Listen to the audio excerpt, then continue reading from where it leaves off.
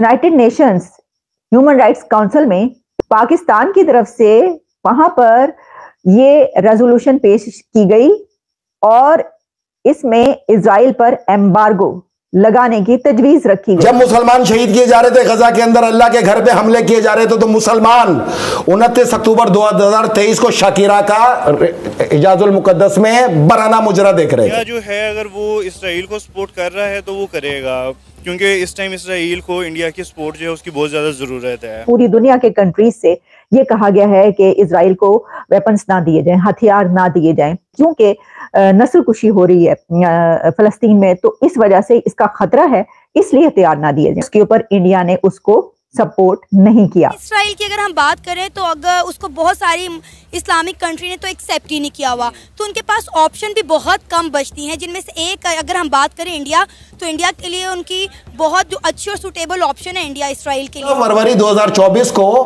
इंतहा पसंद Hindu Narendra Modi Abu Dhabi में मंदिर की इफ्तिदा कर रहा था।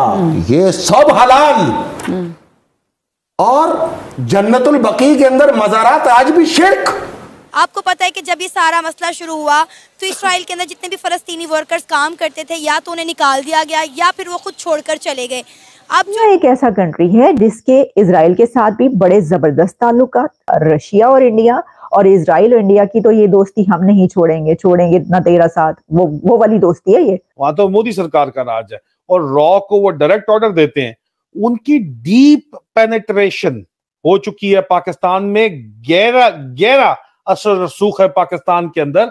पाकिस्तान अगर कल को कोलैप्स कर जाता है तो आप सोचिए जिस किस्म का माहौल पाकिस्तान में बना हुआ है, जिस किस्म की मिलिटेंट आउटफिट्स पाकिस्तान में हैं, तो इंडिया के लिए प्रॉब्लम बन जाएगा, सारी रीजन के लिए प्रॉब्लम बन जाएगा। आप लोग ISK को भूल जाएंगे। दोस्तों, यूनाइटेड नेशन में इजराइल का खिलाफ गाजा वार क्राइम, मानविकता खिलाफ अपराध के लिए यूनाइटेड नेशन में इजराइल का खिलाफ था 25 देश OIC के साथ मिलकर पाकिस्तान यूनाइटेड नेशन में एक प्रस्ताव पेश किया था, लेकिन भारत एक प्रस्ताव से दूर ही रहा। आप लोग को पता है इजराइल के साथ दोस्ती भारत का कितना अच्छा है। भारत कभी नहीं चाहेगा जो इजराइल के खिलाफ जाए। भारत इसलिए इजराइल को सपोर्ट किया था, और पाकिस्तान मीडिया में ये बातें चल रहा है जो इजराइल का खिलाफ पाकिस्तान जो ये प्रस्ताव पेश किया, इसके लिए पाकिस्तान को तैयार रहना पड़ेगा, क्योंकि इजराइल कभी भी पाकिस्तान के ऊपर अटैक कर सकता है। तो दोस्तों चलिए देखते हैं पाकिस्तान मीडिया का और क्या रिएक्शन है।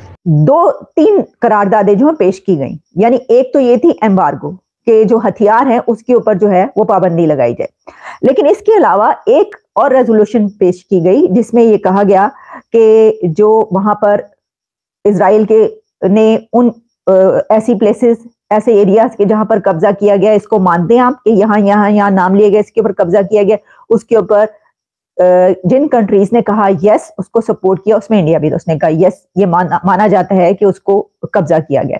फिर दूसरी एक और करारदाद ये थी कि एक और रेजोल्यूशन में ये सवाल उठाया गया कि क्या जो पैलेस्टीन है उसको हक के खुद इरादियत है, यानी उसको हक हासिल है, उसका राइट है कि उसको माना जाए, क्योंकि अभी तक उसको रिकग्नाइज नहीं किया गया यूनाइटेड नेशंस की तरफ से, ये बात याद रखिएगा।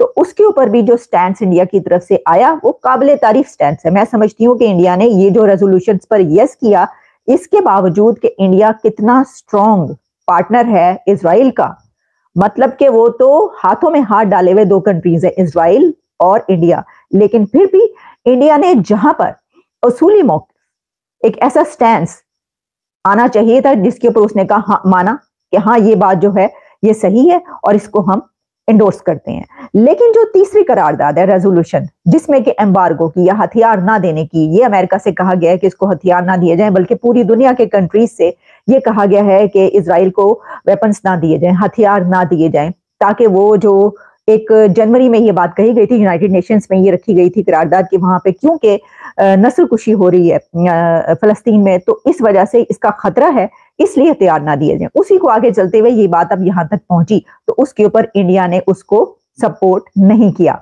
और ये वो तीसरी रेजोल्यूशन थी। तो जहां पर उसने ये देखा इंडिया ने कि यहाँ पर ये एक असूली स्टैंड है, इसको सही कहना चाहिए, उन्होंने वहां पर अपना वोट दिया, ये देखे बिना कि इसके ऊपर इजराइल नाराज होगा। ये हम पहले भी देखते रहे हैं कि जहां पर ऐसा कोई एक स्टैंड होता है कि जो होना चाहिए वो ये समझते हैं कि नहीं, ये बात अगर सही है तो इस पे अगर दोस्त भी नाराज हो रहा है तो वो उससे पीछे नहीं हटते, वो बात करते हैं।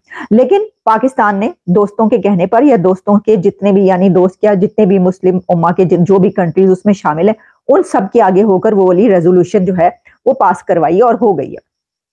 इससे जब हम आगे बढ़े तो इस वक्त अब ये हुआ है कि पूरी दुनिया का एंगर जो है वो नेतन्याहू के ऊपर, और नेतन्याहू का जो एंगर है वो पूरी दुनिया के ऊपर इस वक्त, यानी वो ये इस वक्त इन कंट्रीज से नाराज नजर आ रहे हैं। लेकिन इजराइल की तरफ से ईरान को ये धमकी दी गई है कि अगर आपने कुछ भी किया जो आप कह रहे हैं तो उसके बाद जो इजराइल है वो एक ऐसा हमला करेगा कि ईरान को लेने के देने पड़ जाएंगे।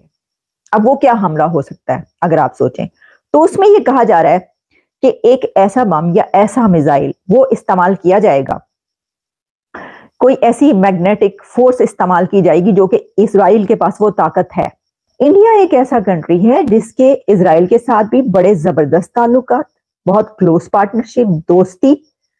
ये दोस्ती जो है वो मतलब वैसी फिल्मी दोस्ती है ये, मतलब बहुत ही ज्यादा। रशिया और इंडिया और इजराइल और इंडिया की तो ये दोस्ती हम नहीं छोड़ेंगे ना तेरा साथ, वो वाली दोस्ती है ये।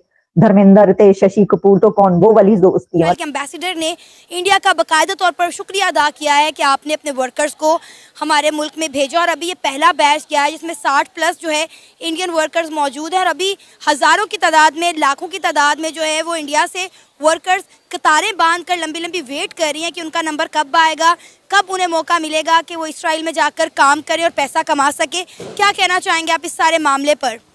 बिस्मिल्लाहिर्रहमानिर्रहीम। फ़र्स्ट ऑफ़ ऑल तो जिस तरह बता रही हैं कि एक बहुत बड़ी डेवलपमेंट है, तो ये वाकई ही एक बहुत बड़ी डेवलपमेंट है, क्योंकि according to the currently circumstances in the world international affairs को अगर हम लोग देखें तो there are lot of things going on in the right now time. तो इंडिया जो है अगर वो इसराइल को सपोर्ट कर रहा है तो वो करेगा, क्योंकि इस टाइम इसराइल को इंडिया की सपोर्ट जो है उसकी बहुत ज़्यादा ज़रूरत है।